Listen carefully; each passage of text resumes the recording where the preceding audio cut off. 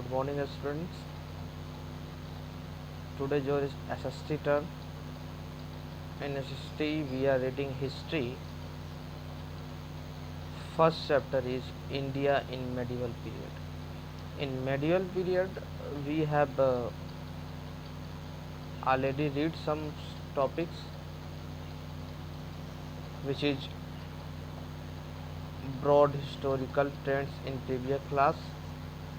Previous class में हम लोग ये टॉपिक्स पढ़ चुके हैं. So let's start our class from next topic. अगले टॉपिक से हम लोग स्टार्ट करते हैं. So our next topic is understanding terms and their meaning. Terms को समझना और उसके मीनिंग्स को समझना. बेसिकली किस टर्म्स की बात कर रहे हैं इस टॉपिक के माध्यम से. We are talking about that our country name, whatever you called our country like India, Bharat, Hindustan, तो ये नाम कैसे पढ़ें और इसके मतलब क्या क्या होते हैं. ठीक है, इसके बारे में हम लोग पढ़ेंगे. तो इसको स्टार्ट करने से पहले सबसे पहले हम जान लेते हैं कि जो हमारा इंडियन कॉन्स्टिट्यूशन है, जो संविधान है, उसके सबसे पहले पेज पे, सबसे पहले आर्टिकल पे क्या लिखा हुआ है, वो क्या कहता है भारत के इस नाम के बारे में. The first article of the constitution of India state that, Bharat का संविधान कहता है, दैट इज, क्या कहता है, Bharat shall be a union of state, राज्यों का समूह. ठीक है. The Republic of India is called Bharat. While Hindustan is mostly use in historical contents, specially British India. British के लोगों ने ब्रिटिश टाइम में, ठीक है, जब तक ब्रिटिश इंडिया में आए और जितने दिन उन्होंने शासन किया, तो उसको ब्रिटिश टाइम कहते हैं. That called British time. तो mostly British, in British time we called our country Hindustan. अपने कंट्री को हिंदुस्तान के नाम से बुलाया गया है.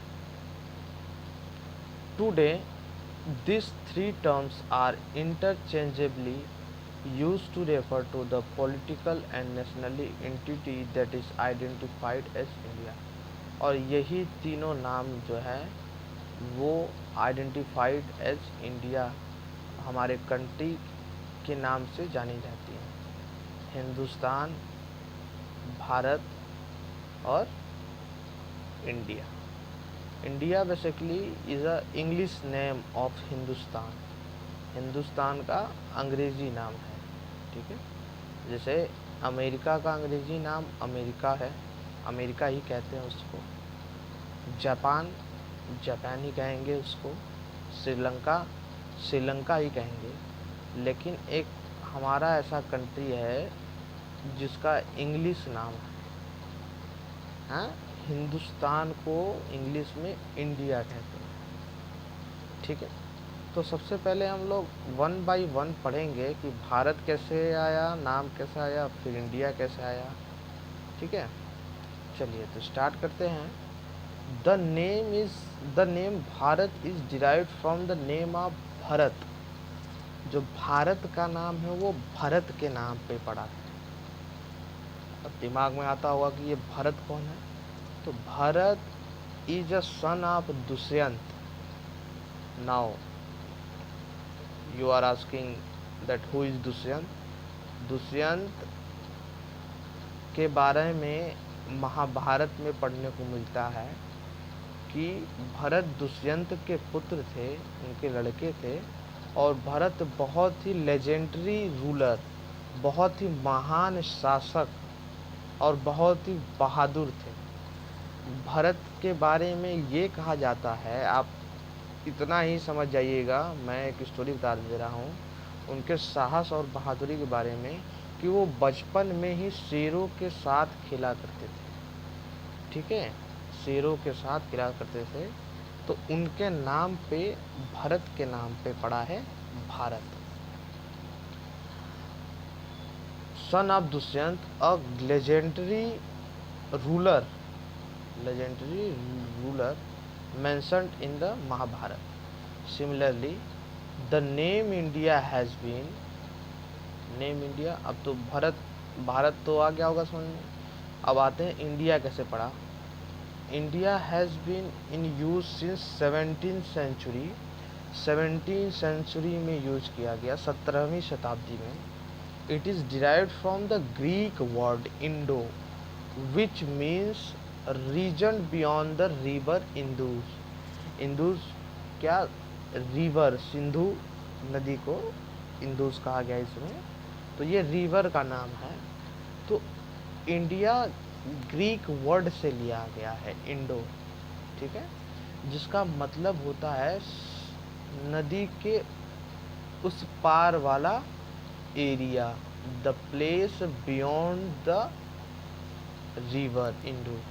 इंदु नदी के, सिंधु नदी के कह लीजिए, उस पार वाला एरिया को क्या कहा गया है, इंडो कहा गया है। और इंडो से ही इंडिया बना है। ठीक है, the name is ultimately derived from Sindhu, which is the Sanskrit name of river. तो इंदु को जो है हम सिंधु बोल रहे हैं, सिंधु कह सकते हैं। सिंधु का मतलब होता है रिवर, नदी। ठीक है,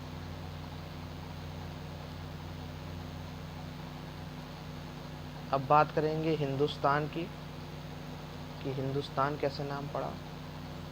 हिंद इंडिकेट्स द इंडिया सब continent in Persian and Arabic. Arabic में जो है इंडिया के सब कॉन्टिनेंट को, इंडिया को, कॉन्टिनेंट मतलब होता है द्वीप। हाँ, तो इंडिया के सब कॉन्टिनेंट को, जो इंडिया है पूरे इंडिया को क्या बोला है, हिंद बोला है। पर्शियन और अरबिक लैंग्वेज में हिंद बोला गया है। when it was used in the 13th century by the chronicles of Minhaj अस-सिरस। ठीक है, इसको सबसे पहले 30th सेंचुरी में मिनहाज अस-सिरस ने बोला Hind. He meant the areas of Punjab, Haryana and land between the Ganga and Yamuna. और इन्होंने जो हिंद बोला था, तो ये सबसे पहले यमुना नदी और गंगा नदी के बीच वाले को हिंद बोला था। ठीक है, हरियाणा, पंजाब, इन सबको इन्होंने हिंद बोला था। लेकिन बाद में क्या हुआ, when Babur use the term Hindustan, he use in a broader के sense to include the geographical and cultural characteristic of the entire subcontinent. और बाद में बाबर एक शासक था जो इंडिया, भारत में क्या किया था, भारत में वो थे, उन्होंने शासन किया था। तो उन्होंने बाद में पूरे इंडिया को हिंदुस्तान बोला। ठीक है, नाउ अमीर Khusro 14th century poet used the term Hind in the similar way. It did not have any political meaning. अमीर खुसरो ने भी, एक जो बहुत अच्छे कवि थे, पोएट थे 14th सेंचुरी के करीब, तो उन्होंने भी हिंद टर्म का यूज किया है। और इसी हिंद टर्म से हिंदुस्तान बना है। ठीक है,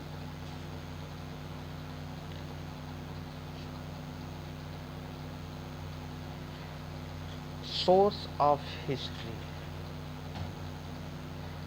हमारा मेडिवल पीरियड इंडिया में था या नहीं था, तो हम किससे पता लगाते हैं, we obey that medieval period is exist in India with the proof के साथ हम लोग ये मानेंगे। तो प्रूफ क्या क्या है कि मेडिवल पीरियड भी इंडिया में एग्जिस्ट करता था, इंडिया में भी रहता था। तो वो होता है सोर्स ऑफ हिस्ट्री। ठीक है, तो सोर्स ऑफ हिस्ट्री क्या कहते हैं? तो इसमें बता रहा है कि दो सोर्स ऑफ हिस्ट्री हैं, एक आर्कियोलॉजिकल और एक लिटरेरी। आर्कियोलॉजिकल मतलब उस चीज़ से पता लगाएंगे कि जो उस पीरियड में भवन, इमारतें, इंस्क्रिप्शंस ये सब बने थे, तो उसको बोलेंगे आर्कियोलॉजिकल। ठीक है, सोर्स। और जो लिटररी सोर्स है लिटररी, तो वो होते हैं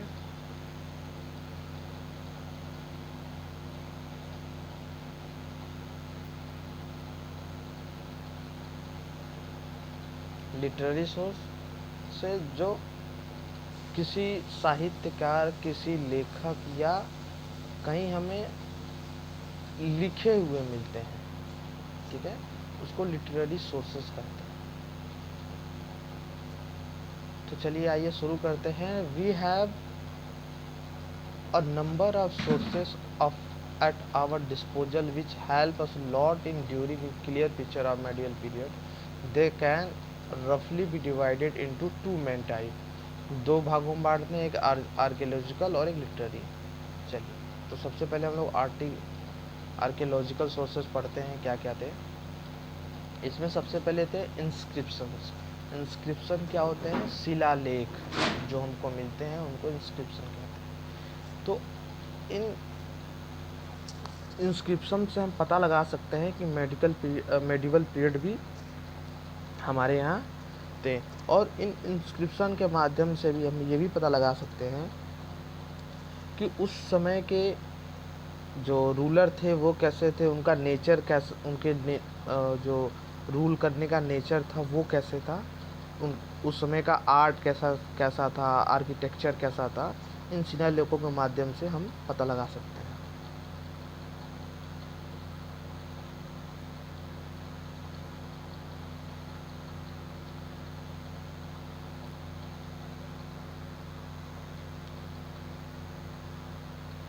Inscription of the medieval period served as the important source of history of the period. Through this inscription, इन शिलालेखों के माध्यम से we can know about the nature extent of empire। उस राज्य की क्या कहते हैं, नेचर जान सकते हैं, उसमें वो कैसा था, कैसा उसका शासन था। As well as the art and architecture flourished under the particular ruler. और हम लोग उसका आर्ट और आर्किटेक्चर के बारे में जान सकते हैं, कला के बारे में जान सकते हैं कि वो उस उस राजा के अंतर्गत कितना विकास हुआ, फ्लोरिस्ट हुआ, कितना विकास हुआ। ठीक है। मोनूमेंट क्या होते हैं? मोनूमेंट जो महल होते हैं, किला बनाए जाते हैं, उनको हम मेनूमेंट कहते हैं। Gives evidence of wealth. जो हमारे सोर्सेज होते हैं मेनूमेंट के, उनसे हमें पता चलता है कि वेल्थ, लोगों के स्वास्थ्य के बारे में पता चलता है, उनके पास धन थी, कितने धन थे, आर्थिक स्थिति से कितने मजबूत थे, टेक्नोलॉजी क्या क्या थी वो। ठीक है। And culture of the rulers of that period. और उस पीरियड की क्या क्या सभ्यताएं थी, क्या क्या कल्चर्स थे, क्या क्या संस्कृति थी। Example, exhibition of Taxila, Hampi, Sindhu valley. और उस समय के जो मेडिवल पीरियड के जो सिंधु सभ्यता थी, उससे हम पता लगा सकते हैं। और जो तक्षशिला वही स्थान है जहाँ चाणक्य ने राजनीति शास्त्र को पढ़ाया था। ठीक है, राजनीति शास्त्र का लीजिए, उन्होंने तक्षशिला में एज ए टीचर वर्क किया था। वो उस समय का एक यूनिवर्सिटी था, ऐसा कह सकते हैं। उस समय तक्षशिला में दूर दूर से लोग आके पढ़ा करते थे। ठीक है। क्वाइंस, उस समय के जो क्वाइंस थे उससे क्या पता लगाया सकता है? Give information regarding the state of politically and economy. वहाँ की आर्थिक स्थिति और राजनीतिक स्थिति कैसी थी during the sultan and Mughal period. आर्थिक स्थिति और राजनीतिक स्थिति कैसी थी। ये हम पता लगा सकते हैं। For instance the coins of Mohammad bin Tughlaq have revealed much about his region and his kingdom. और इन कॉइन्स के माध्यम से मोहम्मद बिन तुगलक का कैसा किंगडम, कैसा राज्य था, ठीक है, और कैसा उनका क्या क्या चीज़ें उनकी चलती थी, कैसी उनकी आर्थिक स्थिति थी, कैसी उनकी राजनीतिक स्थिति थी, ये सब चीज़ हम लोग पता लगा सकते हैं। अब आते हैं लिटरेरी सोर्सेस क्या क्या थे। ठीक है, लिटरेरी सोर्सेस हम लोग पढ़ेंगे नेक्स्ट क्लास में। आज के लिए इतना ही करते हैं हम लोग।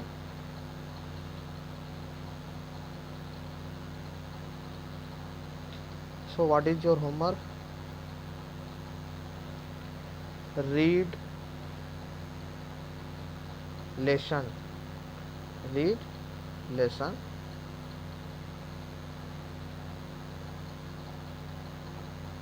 Read chapter at home.